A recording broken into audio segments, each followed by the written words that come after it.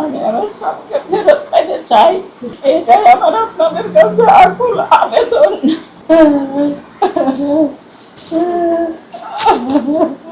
আমার স্বামী মোহাম্মদ আব্দুল আজিজ শেখ, আমি প্রত্যেকদিন 9টার সময় অফিসে যাই।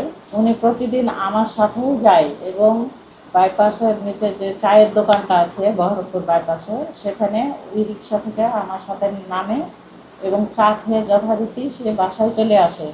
এভাবে 7-8 মাস ধরেই সে আসে, কিন্তু সে একটি মানসিক রোগী। তো গত 11 তারিখ এভাবে আমার সঙ্গে গেছে। তারপরে তাকে ওখানে চায়ের দোকানে নামিয়ে দেওয়া হয়েছে এবং 9টা বাজতে তখন 10 মিনিট কম আছে। তো প্রতিদিন কিন্তু পৌঁছে যায়, সেদিন দাঁড়িয়ে থাকলো। তখন আমার কেমন যেন একটু সন্দেহ হলো যে দাঁড়াইলো কেন। তো আমি রিক্সাওয়ালাকে বলছি, ভাই একটু দাঁড়ান তো দেখি কেন বসলো না উনি। পরে আমি হুড টেনে দেখি যে রিক্সা লিতে ঢুকলো, ওই চায়ের দোকানে ঢুকলো। পরে আমি রিক্সা নিয়ে চলে গেলাম, গিয়ে আমার মনে কেমন যেন একটা সন্দেহ জাগলো। পরে তখন আমি ওই চায়ের দোকানদার ভাইয়ের ফোন নাম্বার আছে আমার কাছে, তখন আমি ওনাকে ফোন দিলাম যে ভাই আপনার ভাই চা খেলো? তখন বলছে যে না, ভাই তো আজকে চা খেলো না, তো কোথায় গেল, বাসায় কি চলে গেল বহরমপুরের দিকে? তখন বলছে যে না আপা, আজকে তো ভাই চা খেলো না, লক্ষ্মীপুরের দিকে চলে গেল। তখন আমার একদম ভয় পেয়ে গেছি যে ও তো লক্ষ্মীপুরের দিকে গেলে তো হারিয়ে যাবে, কারণ সে ডিমেনশিয়া পেশেন্ট, অনেক সময় ভুলে যায় রাস্তা।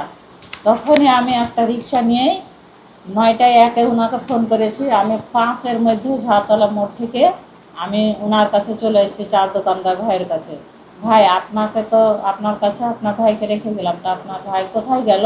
বলছে লক্ষ্মীপুরের দিকে গেল। তখন আমি রিক্সাওয়ালাকে লক্ষ্মীপুরের কাঁচা বাজার দিয়ে, জিপিএ পোস্ট অফিস দিয়ে ঘুরে, তারপরে গাছপুকুর দিয়ে, তারপরে চলে গেলাম ওই কোটবাজারের ওই দিক। মানে আর আমার মেয়েকে ফোন দিয়ে দিয়েছে, এটা আমার মেয়ে। শর্ট টাইমের মধ্যে আমি ওই চায়ের দোকানদারের ভাইয়ের কাছে চলে এসেছি যে ও অত শর্ট টাইমের মধ্যে উনি যে কোনো রাস্তা পার হয়ে চলে যেতে পারবে, এটা আমার বোধগম্য না। আমি তখন আমার জামাইকে ফোন দিলাম, রয়্যাল কসমেটিক্স। ও খুঁজতে লাগলো। তখন 12টা বাজে, বলছে আম্মু চলেন এখন একটা থানায় জিটি ডায়েরি করতে হবে। তখন ওখানে গিয়ে ওনার নামে একটা জিটি ডায়েরি করা হলো। সারা শহর মাইকিং করা হয়েছে, মসজিদে ওই প্রিন্ট আউট করে মসজিদেও ছবি সহ এবং হারানো বিজ্ঞপ্তি দিয়ে মসজিদেও দেওয়া হয়েছে।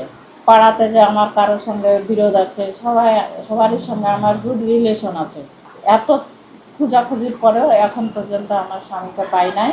তো আমি আপনাদের সকলের কাছে আবেদন করছি যে আমার স্বামীকে আপনারা যদি পান। সে কিন্তু নিজে বাথরুম ইউজ করতে পারে না, পানি যে খরচ করতে হয় সেটাও পারে না, পোশাক কখন হবে সেটাও পারে না। ট্রাউজার পরেছিল আর গায়ে একটা ফতুয়া পরেছিল, দেখে কেউ বুঝবে না মেরুন কালারের যে উনি সাইকোলজিক্যাল পেশেন্ট, কেউ বুঝবে না। একদম টনটাইট। উনি বিআরডির অ্যাকাউন্টেন্ট, এই যে Bangladesh rural development board, Paba thana, Rajshahi.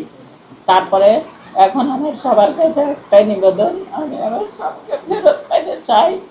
আমার স্বামীকে সুস্থভাবে যদি কেউ কোনো সহৃদয় ব্যক্তি ফেরত দেয়, তাহলে আমি তাকে যথেষ্ট পরিমাণে পুরস্কৃত করব এবং সম্মানিত করব। এটাই আমার আপনাদের কাছে আকুল আবেদন।